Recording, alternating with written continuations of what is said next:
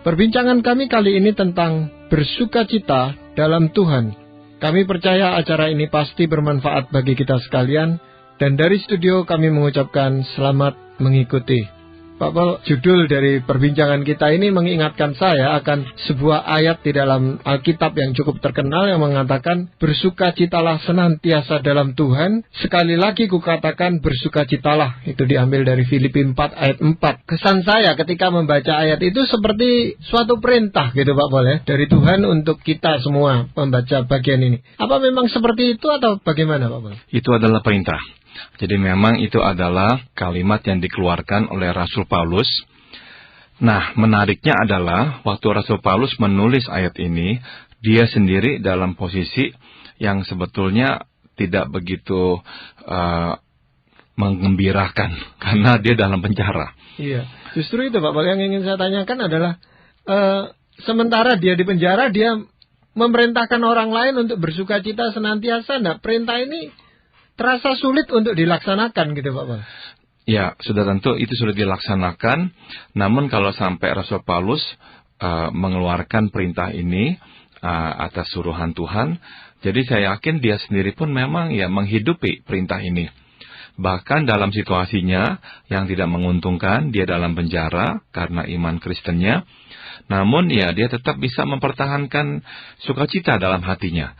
Nah, cuman memang kita harus juga mengerti sebetulnya apa tuh yang dimaksud dengan sukacita ya Pak Gunawan. Iya, mungkin kita salah mengartikan tentang sukacita itu karena yang sering kita lihat di dalam kondisi seperti sekarang ini, orang lebih banyak menangis daripada bersukacita Pak Bang. Betul, apalagi kalau banyak problem yang harus dihadapi. Nah, jadi apa definisi sukacita? Saya kira kita langsung harus kembali kepada firman Tuhan. Sebab Paulus berkata, bersukacitalah senantiasa dalam Tuhan. Nah, dengan kata lain memang harus ada kondisinya. Harus di dalam Tuhan. Asumsinya adalah kita tidak bisa mempertahankan sukacita di luar Tuhan. Nah, apa tuh yang dimaksud dengan sukacita di sini? Yang dimaksud adalah sukacita merupakan sebuah sikap dan pilihan. Ya, sukacita tidak selalu berarti perasaan yang terus-menerus kita rasakan. Jadi saya nggak menyamakan dengan perasaan gembira. Kadang-kadang kita gembira, ada hal-hal yang terjadi yang membuat kita senang sehingga kita akhirnya gembira. Nah, tapi ini bukanlah yang Paulus maksud. Ya, yang Paulus maksud adalah kita memilih sebuah sikap, dan sikap kita adalah sikap sukacita. Tapi sekali lagi, ini bukanlah berarti kita menjadi orang yang tidak peka, Pak Gunawan. Bukankah kita misalkan mengunjungi orang yang sedang berduka karena kematian orang yang dikasihinya, kita juga turut larut dalam kesedihan.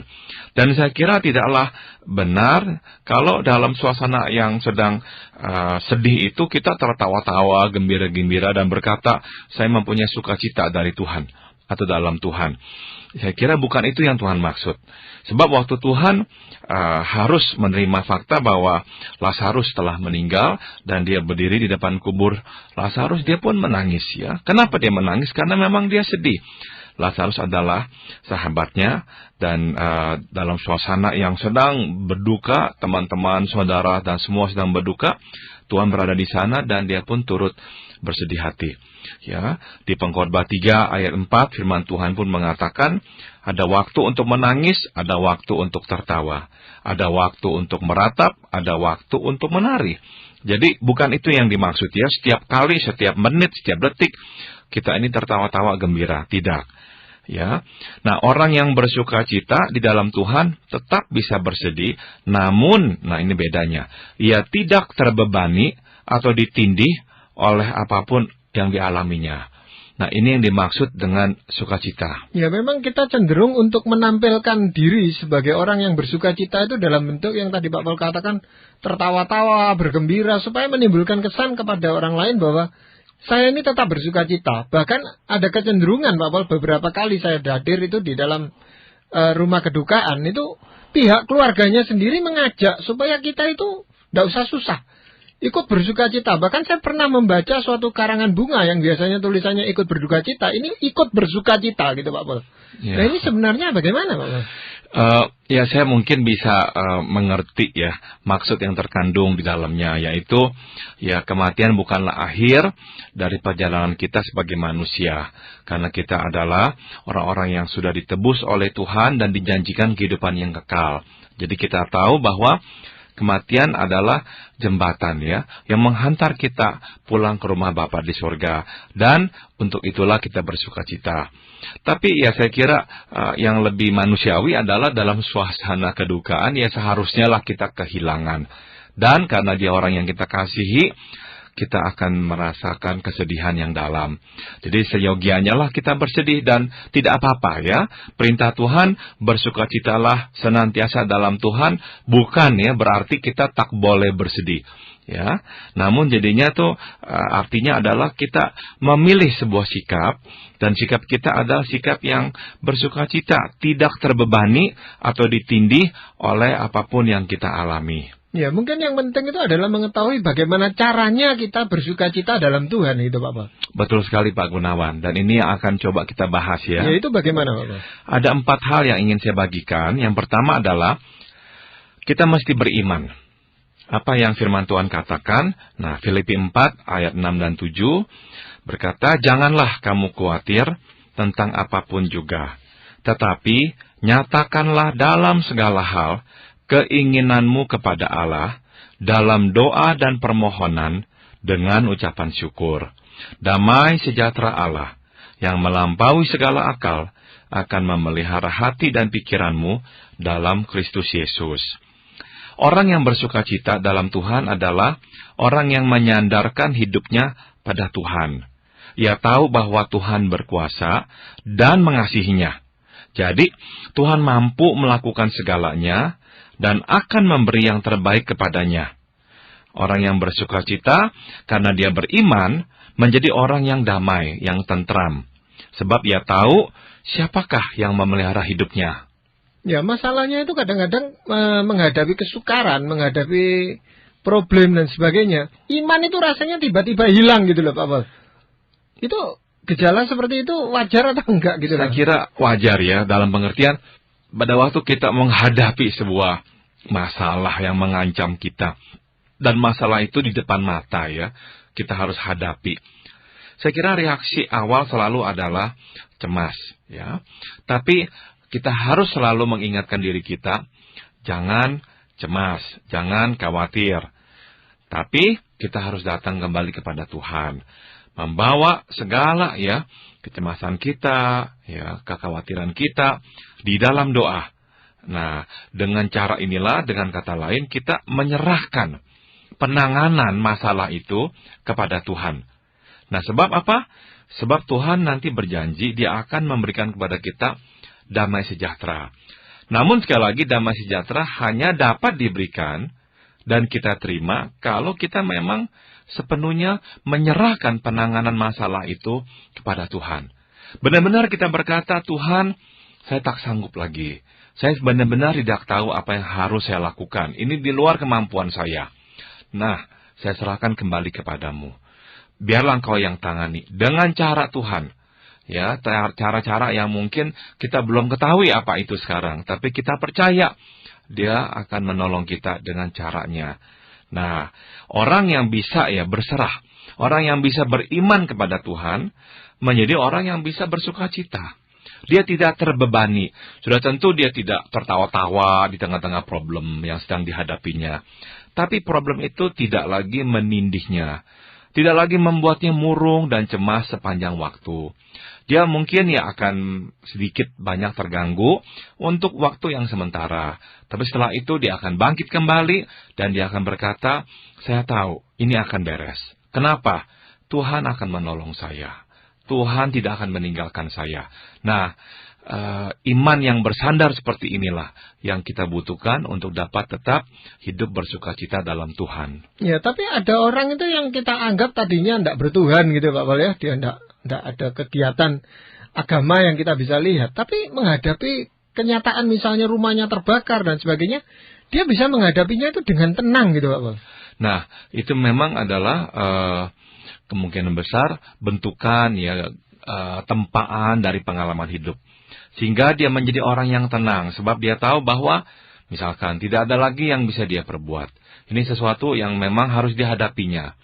Dan dia tahu bahwa dengan usaha dia akan bisa melewati semua ini. Nah, kalau orang saja yang tidak dekat dengan Tuhan bisa berkata begitu, apalagi kita sebagai orang beriman, sebagai orang yang memang mempunyai Tuhan dalam hidup kita. Bukankah sudah seharusnya lah kita lebih tenang lagi dan lebih bisa bersukacita di tengah-tengah masalah yang kita hadapi. Ya, itu berarti sebenarnya tiap-tiap hari, tiap-tiap saat kita harus tahu bahwa hubungan kita ini beres dengan Tuhan gitu Pak Boleh. Betul, dan memang perlu latihan Pak Gunawan. Hubungan kita beres dengan Tuhan, dan latihan untuk hal-hal yang kecil, berserahlah kepada Tuhan. Sehingga suatu hari kelak, jika kita menghadapi masalah yang lebih besar, kita lebih mampu untuk berserah kepada Tuhan. Iya, di dalam hal berserah kepada Tuhan, Pak Pol, itu kan tidak mengurangi tanggung jawab kita untuk menyelesaikan masalah itu. Sudah tentu, Tuhan memang tidak menginginkan kita menjadi penonton yang pasif dan tidak berbuat apa-apa. Ya, Tuhan juga menginginkan agar kita mencoba, berusaha, berpikir, mencari tahu, mendapatkan informasi, meminta pertolongan. Itu adalah bagian manusiawi yang perlu kita kerjakan. Ya, tapi dalam proses kita mengerjakan semua itu, kita selalu berkata bahwa saya hanya melakukan bagian saya sebagai manusia. Dan bagian saya ini nih sangat terbatas. Namun saya tahu, di luar dari bagian saya, ada Tuhan yang akan meneruskan yang saya kerjakan dan menyempurnakan yang saya kerjakan, dan mungkin nanti akan membelokkan saya ke arah yang tidak saya pikirkan sebelumnya, sehingga saya menemukan jalan keluar itu. Dengan kata lain, saya menggunakan prinsip bersepeda, Pak Gunawan. Kita tak bisa berkata, saya mau ke sana, tapi tidak mengayunkan sepeda itu. Kita mesti mengayunkan sepeda. Kita mesti mendayung sepeda itu, barulah sepeda itu berjalan. Setelah sepeda itu berjalan, nah Tuhan nanti memberi petunjuk kepada kita, kemanakah kita harus pergi.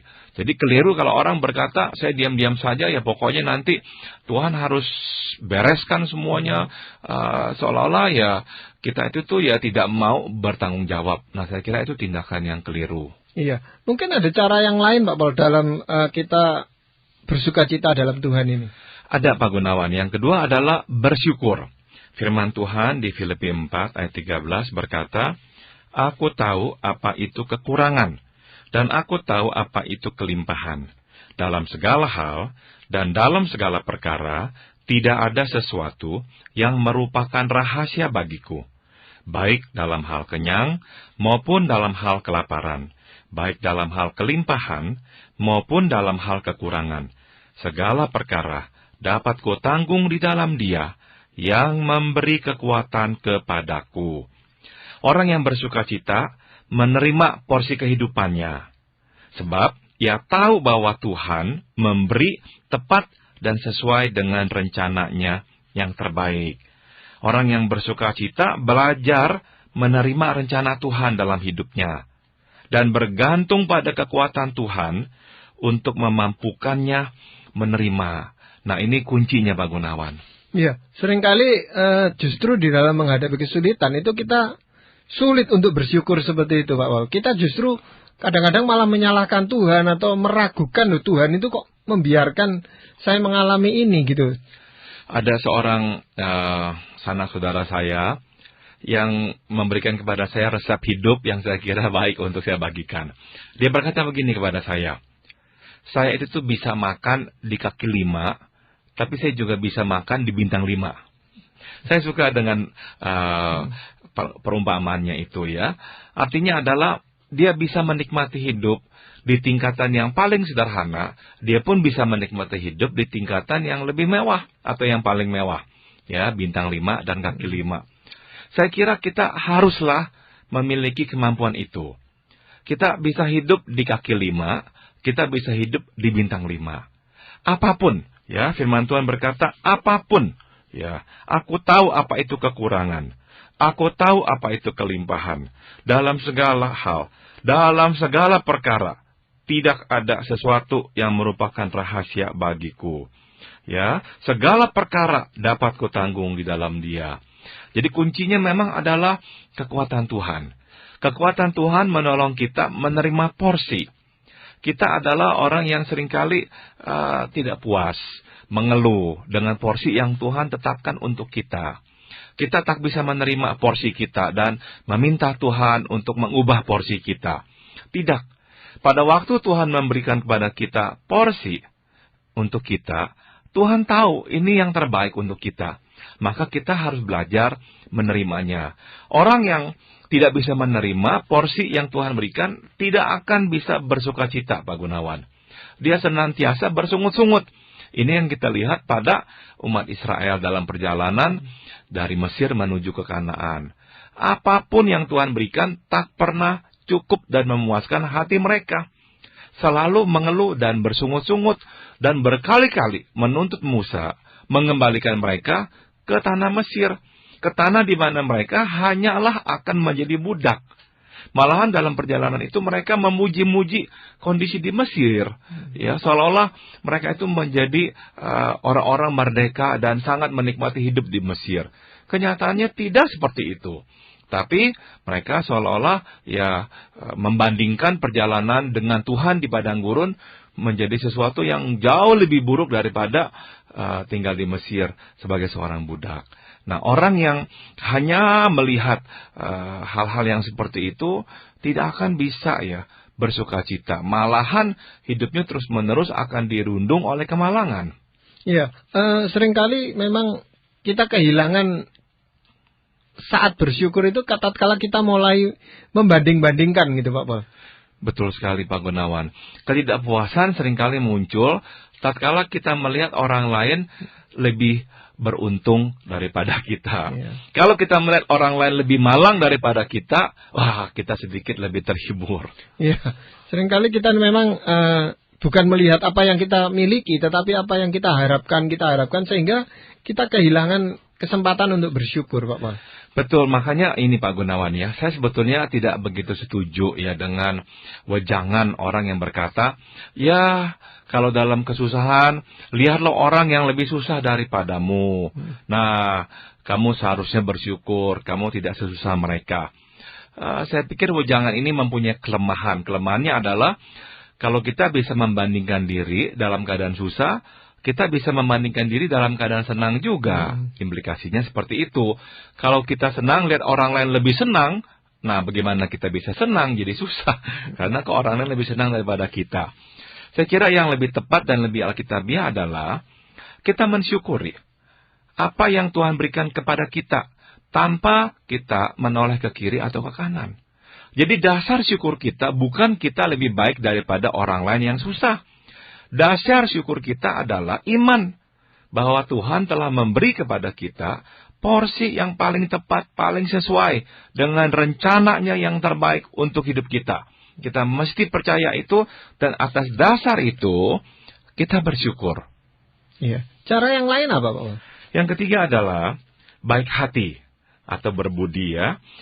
Filipi 4 ayat 5 berkata, hendaklah kebaikan hatimu diketahui oleh semua orang.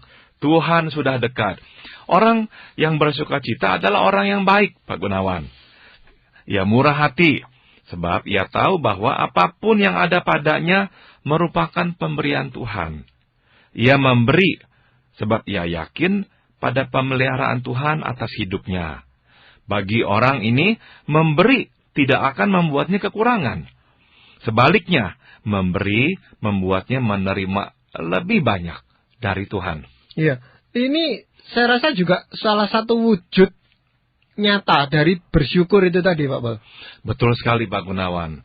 Karena kita tahu ini adalah pemberian Tuhan dan kita mensyukurinya, kita ingin membagikannya dengan orang yang lain. Iya, jadi itu walaupun dia sendiri kekurangan, dia masih bisa berbagi. Itu yang ada janda yang memberikan mata uang yang terakhir untuk persembahan, itu kan saya rasa itu dia menunjukkan dia mensyukuri kehidupannya gitu, Pak. Betul sekali, Pak Gunawan.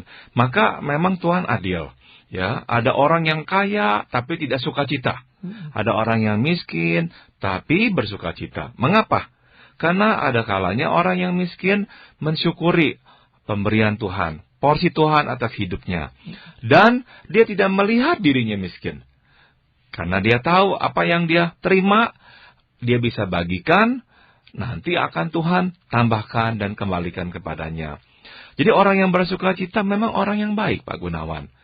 Artinya apa? Orang yang murah hati ya. Orang yang mau menolong, orang yang mau memberi. Nah, orang yang senang memberi, kebanyakan menjadi orang yang bersukacita. Kebalikannya, orang yang tidak senang memberi, tidak penuh dengan sukacita. Ya, dia menjadi orang yang justru sangat sempit. Karena pandangannya hanya terpusat pada dirinya saja. Dia tak bisa melihat orang lain. Tapi orang yang memberi, bersukacita. Bukankah kalau kita menolong, memberi kepada orang, kita akan mengalami sukacita? Sebab kita melihat apa yang kita lakukan, membuat orang lain juga bersukacita. Ya, jadi sukacita yang kita berikan itu membuahkan sukacita yang lain lagi, sehingga ini terus merupakan suatu kesinambungan yang tidak ada putusnya gitu Pak Paul sebenarnya. Betul sekali ya. Iya, Pak Paul, ada bagian yang lain gitu dalam mewujudkan sukacita ini di dalam Tuhan. Nah, yang terakhir Pak Gunawan, kita mesti bersih ya. Kita telah membahas beriman ya, bersyukur, baik hati. Nah, yang terakhir adalah bersih.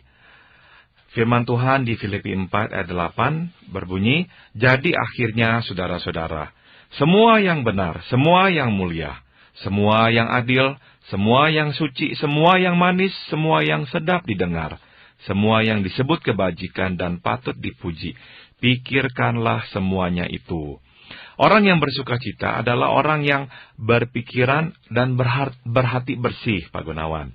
Ia tidak mengisi benaknya dengan hal-hal yang najis.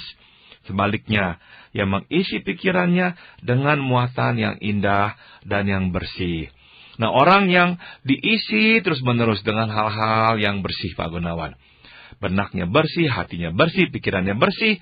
Nah, orang ini akan jauh lebih bisa bersukacita. Tapi orang yang mengisi pikirannya dengan yang najis-najis, yang penuh dengan dosa, ya, akhirnya tuh tidak ada lagi sukacita dalam hidupnya. Jadi saya sangat meyakini ada kaitan antara kebersihan batiniah, ya, dengan sukacita.